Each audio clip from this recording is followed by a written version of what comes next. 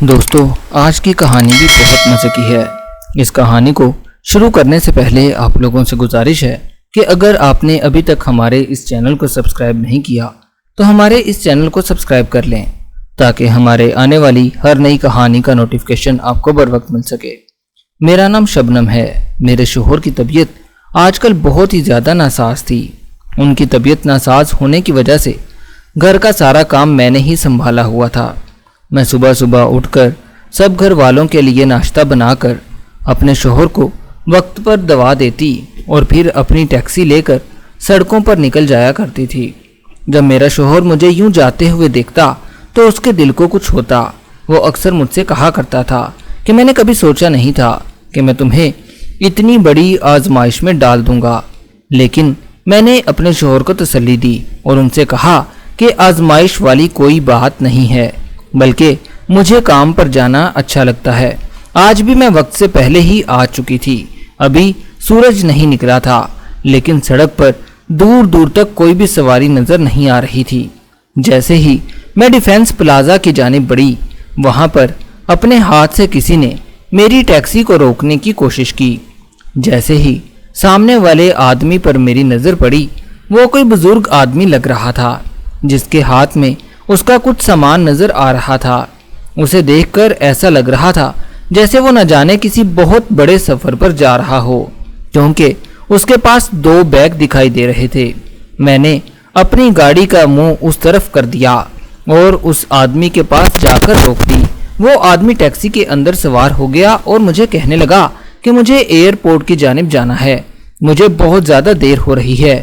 اندر بیٹھتے ہی اس بزرگ آدمی نے مجھ سے کہا، اللہ نے مجھے اپنے گھر بلا لیا ہے، مجھے عمرے کی سعادت نصیب ہوئی ہے، میں وہاں جا کر تمہارے لیے ضرور دعا کروں گا، تمہارے بچوں کے لیے بھی۔ میں نے کہا، میرے بچوں کے لیے نہیں بلکہ میرے شوہر کے لیے دعا ضرور کرنا، کیونکہ وہ بہت زیادہ بیمار ہے۔ وہ بزرگ آدمی کہنے لگا، کیوں، تمہارے بچوں کو دعاؤں کی ضرورت نہیں ہے؟ مجھے اس بزرگ آدمی کی باتیں بہت زیادہ عجیب لگ رہی تھی۔ وہ مجھ سے کہنے لگا، اگر تم دعا کروانا چاہتی ہو تو تمہیں اس کا معاوضہ بھی ادا کرنا پڑے گا۔ پھر اس نے مجھے ایک بہت ہی بڑی کوٹھی کے آگے اپنی ٹیکسی روکنے کو کہا اور وہ بزرگ آدمی اس کوٹھی کے اندر داخل ہو گیا۔ مجھے سمجھ نہیں آ رہا تھا کہ اگر یہ کوٹھی کا مالک ہے تو یہ اس ٹیکسی میں سفر کیوں کر رہا تھا؟ اس کے پاس تو اپنی گاڑی ہونی چاہیے تھی۔ جیسے ہی وہ کوٹھی سے باہر آیا، اس کے ہاتھ میں ایک ڈبہ تھا۔ وہ ڈبہ اس سے پہلے بھی میں نے دیکھ رکھا تھا۔ آتے ہی اس نے مجھے وہ تھما دیا اور کہنے لگا، یہ ڈبہ تمہارے پاس میری امانت ہے، جب میں واپس آؤں گا میں تم سے یہ واپس لے لوں گا، لیکن میرے آنے سے پہلے تم اسے کھول کر مت دیکھنا، کیونکہ تمہارے پاس یہ میری امانت ہے۔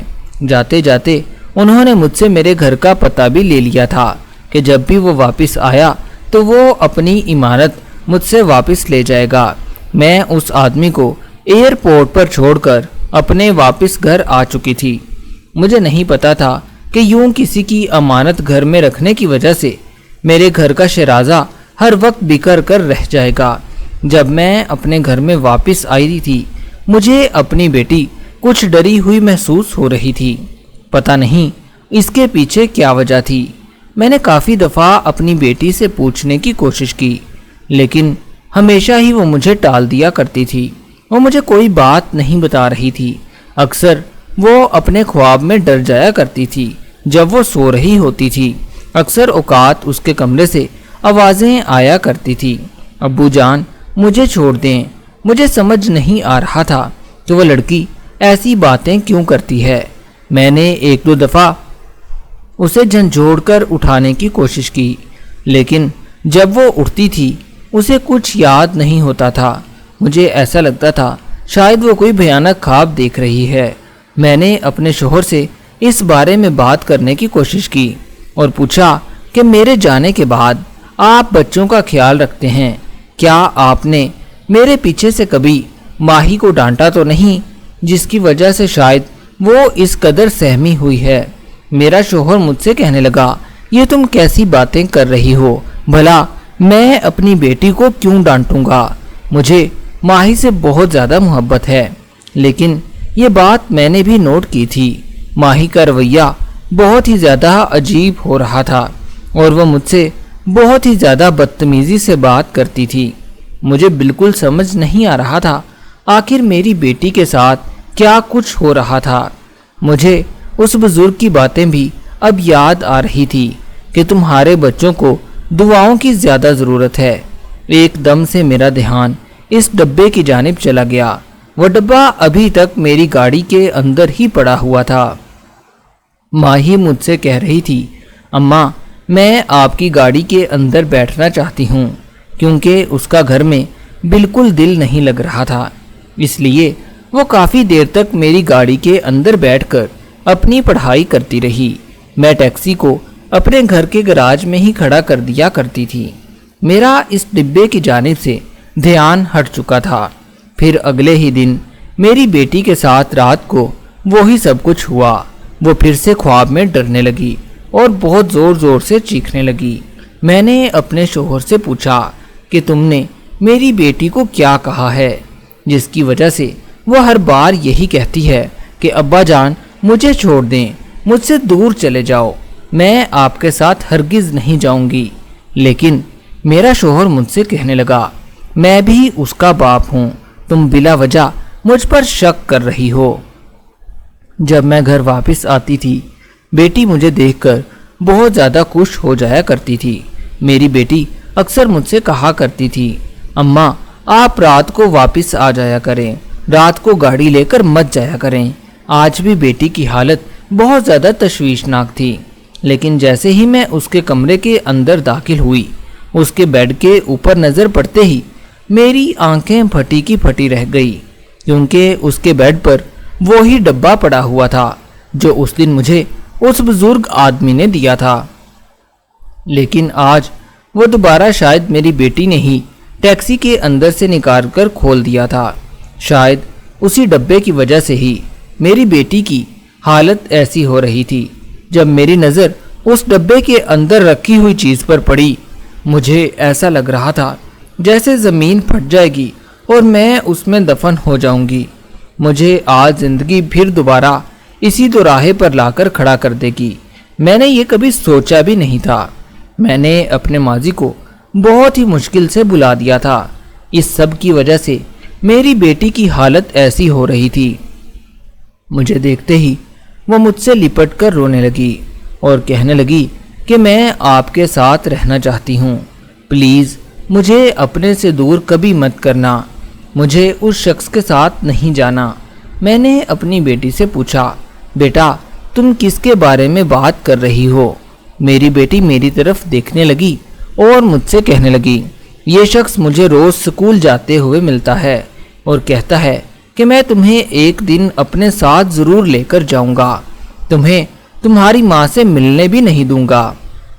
یوں کہہ کر وہ رونے لگی اور مجھ سے کہنے لگی مجھے اس کے ساتھ نہیں جانا، اور اس سب کی وجہ سے میرا ابو کے ساتھ بھی رویہ بالکل ٹھیک نہیں ہے۔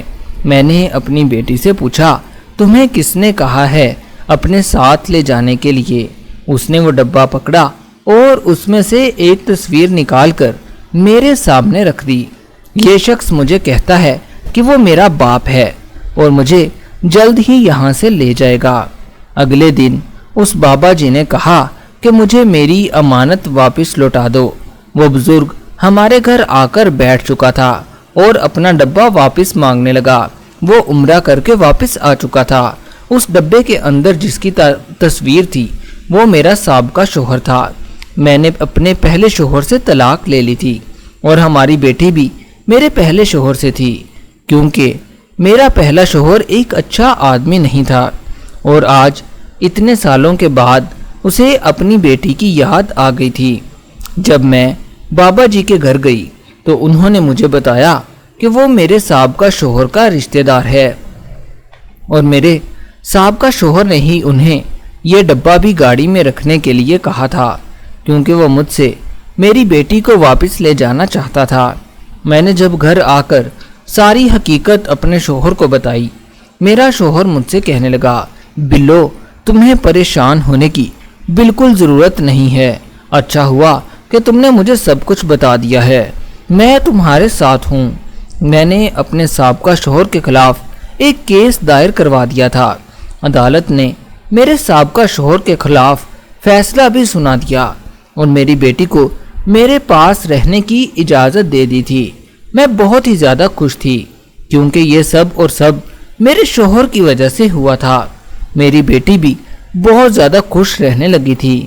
اس طرح میں اپنے شوہر کے ساتھ ہنسی خوشی زندگی گزارنے لگی تھی اور میرا سابقہ شوہر جیلوں کی سلاخوں کے پیچھے بند ہو چکا تھا۔